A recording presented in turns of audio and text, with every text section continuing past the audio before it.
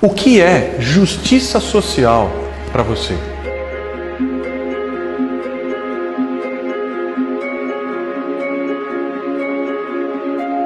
Muita gente me pergunta, o que é justiça social? Antes de responder essa pergunta, eu queria aqui contar a história de dois homens. Os dois cristãos, os dois com o mesmo nome, Desmond. Mas vamos falar primeiro sobre Desmond Doss. Um cara que pelas convicções de fé, pelas convicções que ele tinha na vida, na humanidade, ele foi para a guerra. Mas Desmond Doss foi um soldado completamente diferente para o exército americano. Durante a Segunda Guerra Mundial, ele, eu acho que possivelmente foi, para mim pelo menos, foi um dos caras mais corajosos. Ele entrou e saiu na guerra se recusando a pegar em armas, entrou e saiu da guerra sem matar uma pessoa, saiu sem disparar um tiro, sem pegar em uma arma sequer. Mas em meio a uma batalha sangrenta, cercado por centenas de atiradores, foi ele que salvou sozinho 75 homens feridos. Isso mesmo. Ele arrastou e carregou um por um até a ponta de um desfiladeiro chamado Desfiladeiro de Okinawa, onde eles eram baixados com a ajuda de cordas, e isso acabou dando a ele a medalha de honra por essa atitude. E na ocasião ele disse: se Deus não tivesse se levantado em meu favor,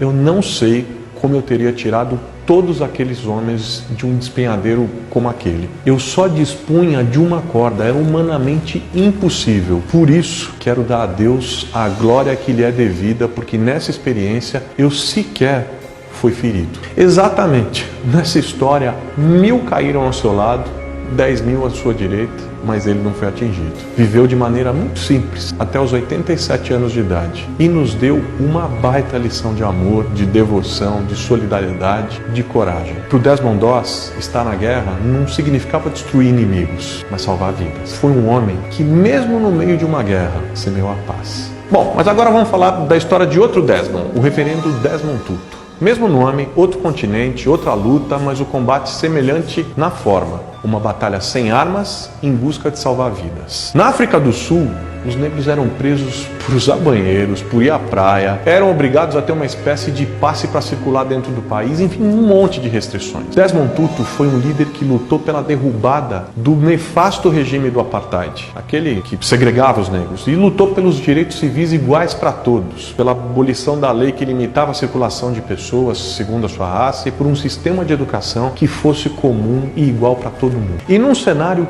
tão hostil, foi ele que disse: se você é neutro em situações de injustiça, você escolhe o lado do opressor. O Desmond Tutu ganhou o Prêmio Nobel da Paz. E por que eu mencionei esses dois pacifistas? Porque a gente está falando de justiça social. Foi com o objetivo de reconhecer a necessidade de promover esforços para essa convivência pacífica, pela prosperidade dentro e entre as nações, a prosperidade que nos levará ao enfrentamento da pobreza, da exclusão social, do trabalho escravo, da exploração sexual, entre tantas outras violações de direitos, que a Assembleia Geral da ONU decidiu celebrar todo dia 20 de fevereiro como o Dia Mundial da Justiça Social. Justiça social é uma construção de uma sociedade baseada na igualdade de direitos e no princípio da solidariedade. A gente apoia os princípios da justiça social quando a gente promove os direitos de todos, de todas as pessoas. Promovemos a justiça social quando ultrapassamos e destruímos as barreiras que as pessoas enfrentam, por exemplo, por causa da raça, da idade, do gênero, da etnia, da religião,